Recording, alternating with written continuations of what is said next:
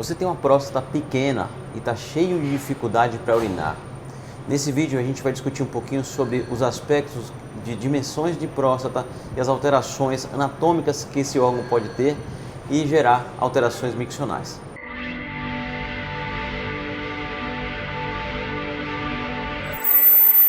Então, nesse vídeo a gente vai discutir um tema muito interessante, que são os aspectos anatômicos da próstata que causam sintomas na urina de muitos homens. A gente está discutindo esse tema porque essa semana nós atendemos um paciente que estava discutindo sobre se tamanho de próstata era importante para gerar sintomas, já que ele tinha uma próstata pequena e ele tinha bastante sintomas de urina, Diego. E ele tem um amigo que ele conversava muito sobre essa questão de próstata, com uma próstata 3 vezes maior que a dele, mas que ele não tinha nenhum problema para urinar. Esse amigo dele então não tinha nenhuma dificuldade para urinar e ele veio me perguntar sobre esse assunto. Então a gente vai falar hoje sobre a próstata e as suas alterações que podem acontecer no homem, mesmo que ela seja pequena. Então vamos falar de um aspecto muito importante da próstata, que é o lobo mediano. Para quem não sabe, a próstata é um órgão que tem várias áreas, várias zonas, né? E as mais famosas e mais comuns são as zonas laterais, os lobos laterais do centro da próstata e uma região central chamada de lobo médio ou lobo mediano. Então quando a próstata cresce, é exatamente nessas regiões que ela vai gerar ali o bloqueio da urina. E a gente vai falar um pouquinho mais sobre o lobo mediano, porque ele é muito importante e gera muitos sintomas, né, Diego? Exatamente, pessoal. A primeira coisa, assim, com relação à anatomia da próstata, é uma coisa um pouco complexa, né? A próstata tem a parte de fora, que geralmente quando fica doente é mais a questão relativa ao câncer, e a parte do centro ali, né? A parte mais de dentro, que geralmente a doença mais associada ao crescimento dessa parte de dentro, do interior dela, é a hiperplasia benigna, né? Um inchaço que acaba causando esse tipo de obstrução. Então, assim, a gente está falando de maneira bem resumida, né?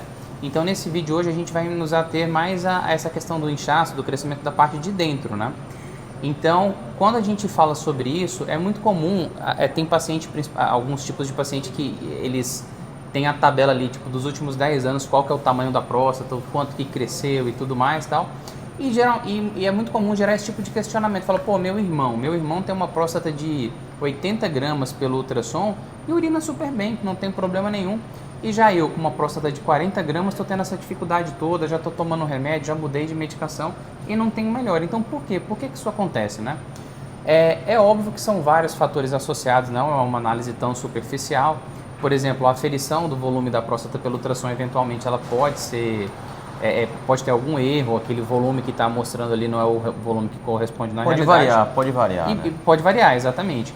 Só que essa questão pontual que o Dr. Paulo citou, que é o globo mediano, é muito importante, porque se o paciente tem uma próstata de 80 gramas, mas que não tem lobo mediano, muitas vezes ele vai urinar bem melhor do que um paciente com uma próstata de 40 gramas, mas que tem um lobo mediano. Por quê? A posição do lobo mediano ali na próstata, ela tem um efeito muito mais obstrutivo sobre o fluxo urinário de que uma pessoa que não tem esse lobo mediano. Então, esse é um fator muito importante. Então, muitas vezes você tem a próstata pequena, mas se você tiver o lobo mediano, você realmente vai ter mais dificuldades miccionais e essas dificuldades elas não vão melhorar muito com o uso da medicação, né, Paulo? Eu costumo exemplificar em desenho com os pacientes que a próstata ela pode crescer de forma tanto horizontal quanto vertical, né?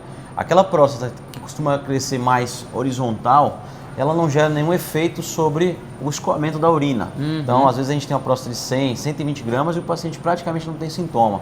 Agora, se ela tem um crescimento mais vertical, ou seja, para dentro da bexiga, ela gera um efeito de válvula, né, dificultando que aquela urina que está acumulando na bexiga saia, né, vença a resistência dessa próstata que está crescendo para dentro. Exatamente esse crescimento para dentro é o lobo mediano, né, que a gente muitas vezes vê no ultrassom como protrusão intraprostática, ou seja, é um avanço da próstata para dentro da bexiga gerando um efeito de válvula.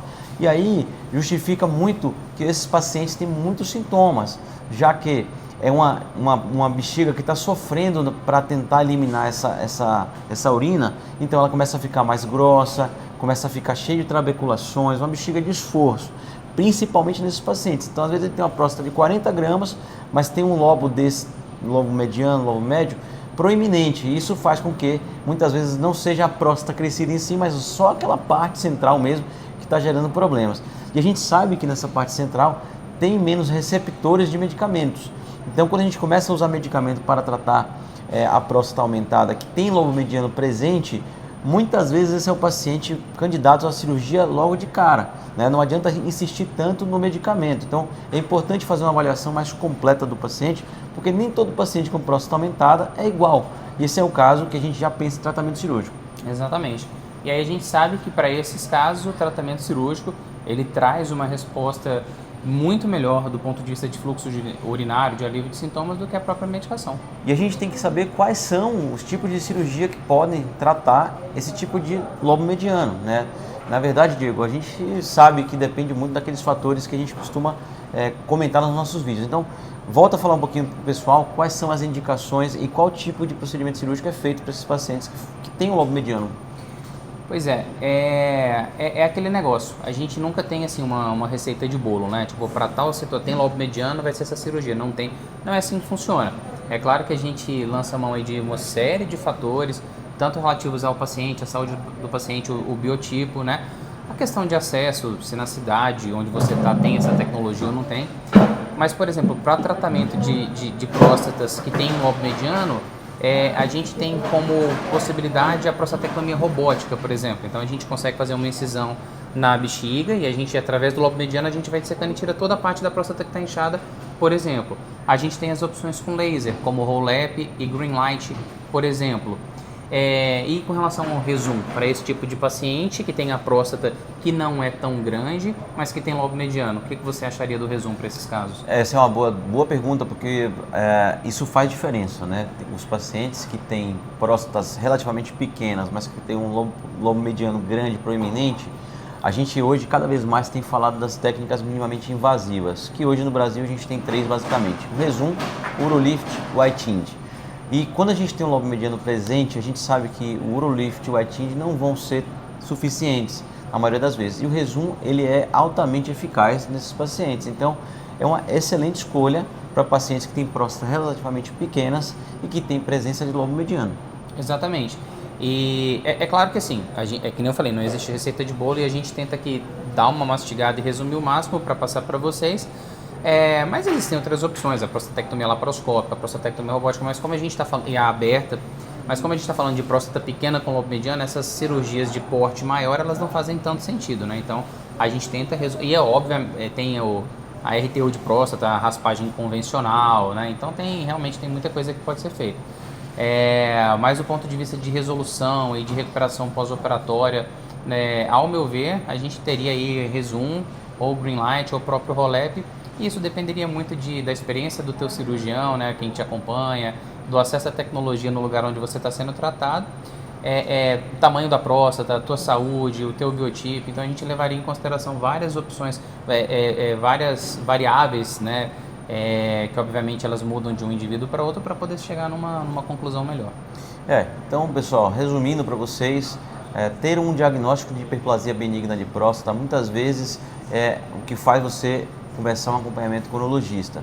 Mas em casos específicos, faz sentido a gente pensar que a primeira forma de tratamento já é algum procedimento mais invasivo, como por exemplo as cirurgias ou até as técnicas modernas atualmente.